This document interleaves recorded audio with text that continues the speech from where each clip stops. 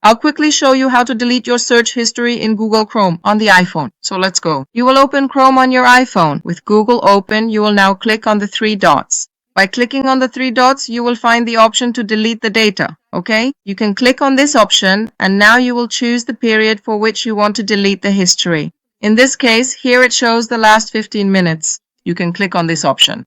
Because you can choose all time, so you'll end up erasing all the search traces you've left here on Google Chrome and on the iPhone.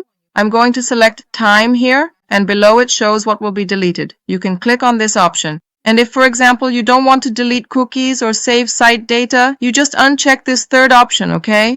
Everything here will be deleted. I'm going to click here to confirm, and then I'll click here to delete this data.